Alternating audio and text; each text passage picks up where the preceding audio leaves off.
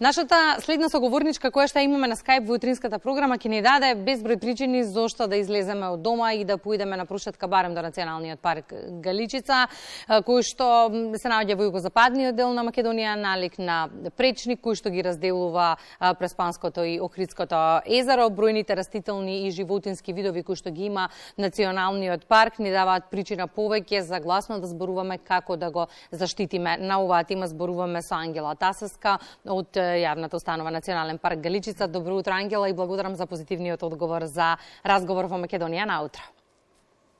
Добро утро до сите слушатели на Македонска телевизија. Навистина ми е чест секогаш кога гостувам кај вас. Верувам дека е многу попријатно да се биде на локацијата на која што вие работите, отколку Скопје, бидејќи имаме високи температури, тука сте во предност. Но ајде и на самиот почеток информација за сите наши граѓани. Постојат ли некакви ограничувања во однос на посетата, активни мерки на сила во моментов во Националниот парк? Моментално немаме никакви пречки или одредени насоки како треба кога треба да го посетуваме Националниот парк Галичица. Единствено треба да ги почитуваме одредени правила, оние општи како треба да се однесуваме во едно заштитено подрачје. Во овој летен период да се погрижиме да не дојде до несакани пожари, да не правиме скара на места кои не се дозволени за таа намена, да не палиме оган, да не фрламе до горчиња од цигари и слично. Секоја година Националниот парк го збогатува содржините со кои што привлекува бројни и домашни и странски туристи. Статистиките се дека повеќе од 150.000 посетители има на годишно ниво. Оно што ме интересира, колку во оваа статистика придонесуваат домашните, колку странските посетители?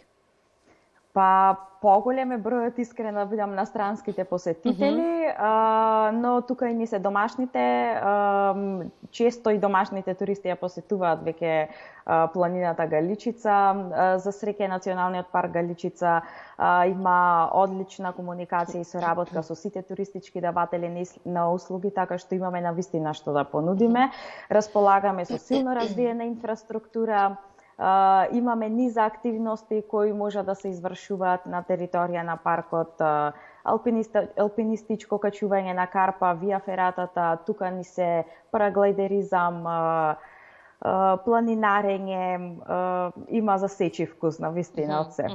Организирате и вие бројни активности со кои што придонесуваат и за едукација на населението, но и за поголема заштита на Националниот парк.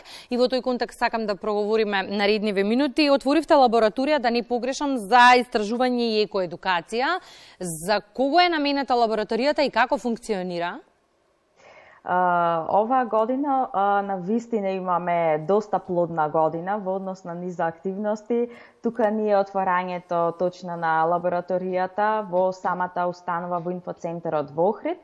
Таа се реализираше во рамки на проектот заштита на пештерските екосистеми за загрозените растителни и животински видови во Националниот парк Галичица, од негативните ефекти на климатските промени, проект кој е поддржан финансиски од ПОН, Преспа Охрид Nature Trust. Лабораторијата е наменета пред се за еколошка едукација, за учениците, сите дечиња од различна возраст да можат да дојдат заедно да истражуваме, да колекционираме материјал, да наблюдуваме под микроскопи нормално, како едно надополнување на нашите редовни мониторинг активности кои што ќе ни помогнат да ја збогатиме базата постоечка на податоци. Ги споминавте мониторинг активностите, оно што ме интересира, дали флората и фауната ја имаме во истиот обем како минативе години? Што велат анализите на терен?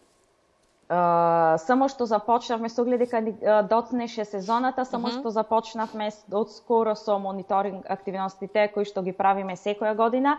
Сега ни дојде оној омилениот период од годината кога повеќе престојуваме во природа отколку во канцеларија, па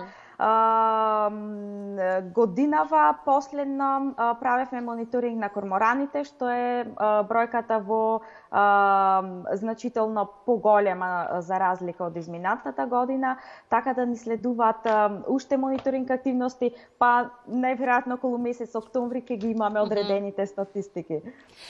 Уште еден проект сакам да споменеме, насловен е граѓанска наука. Тука имаат можности и граѓаните да учествуваат во истражувањето прашањата кои што ги споменавте, знам дека има многу голем интерес за работа на терен. Граѓанска наука започна изминатата година во Националниот парк Галичица и е спроведуван во рамки на проектот Натура 2000 кој е финансиран од ЕУ. Тоа е еден интересен, иновативен пристап како граѓаните кои немаат никакво познавање од растителен или животински свет и не се занимаваат со наука, да помогнат во нашите мониторинг активности, во нашата работа. Детектирани се 13 Натура 2000 видови. Започнавме со теренски активности со граѓаните и верувајте, започнавме со 20-тина, сега сме веќе 40 плюс на број, што е одличен резултат и е доказ дека навистина си ја сакаме Галичица. И тоа е добро да се слушне. Некаде на почетокот на денешното издание на Македонија наутро имавме линковско вклучување од Тетово со нашиот колега Зоран Димовски, зборуваме за тоа колку е потребна поголема грижа за шарпланинскиот регион, не само институционална, туку и индивидуална. Па во тој контекст сакам да ве прашам и вас како стоиме на оваа тема. Ќе започнеме со една талка. Прво, институционалната одговорност, како државата се грижи за националниот парк, кои се оние мерки кои што се на сила и како со закон заштити? Така, добро, со самото прогласување на заштитени подрачја од различни категории, државата придонесува за заштита на природните и културните вредности кај нас.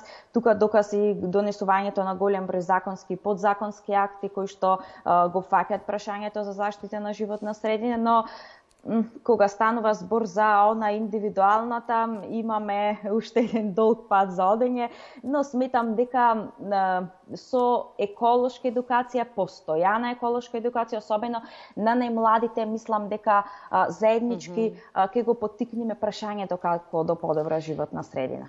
Во тој контекст, што е она, Ангела, што во моментов може да го направиме за да обезбедиме иднина и на природното и на културното богатство за генерациите кои што доаѓаат? Да ги заштитуваме од редни растенија и животни, да прогласуваме заштитени подрачја, да ги применуваме законите за заштита на природа, да шириме еколошка едукација и свест. Мислам дека за почеток тоа е доволно. Спомена во најавата дека сте во предност во однос на локацијата. Кое е омиленото место во Националниот парк Галичица, некаде за крајот на разговорот, каде што ги полните батериите?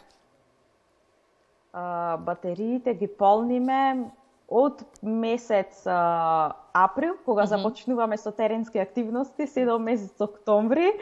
И омилени локации имаме повеќе, не знам, мене секогаш ми е убаво кога го искачувам врвот Магаро и ако еден од некомерцијализираните врвови, убаво се чувствувам кога го искачувам Лакосигно и пријатно ми е кога уживам на излетничкото место Корита, кога застанувам попат на некој од видиковците и го погледнувам езерото.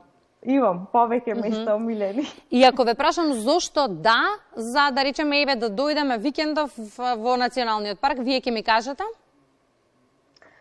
Зошто да, за да уживате во природата пред се, да дојдете да не посетите, првен во нашиот инфоцентар, да се запознаете со природните и културните вредности на Националниот парк Галичица. Верувајте, има еден исклучителен тим во нашата установа кој што сите ќе ве пречекаат насмеани. И мислам дека тоа е клучното. Малце си имаме подзаборавено што ни нуди природата и што можеме да посетиме во националните паркови. Благодарам многу, Ангела, за вклучувањето во утринската програма. Јас сум сигурна дека ова нема да биде последното гледање летово. Имајќи ги предвид активностите кои што ги споменавме, ќе имаме теми за разговор. Благодарам. Секој е добро. Поздрав голем.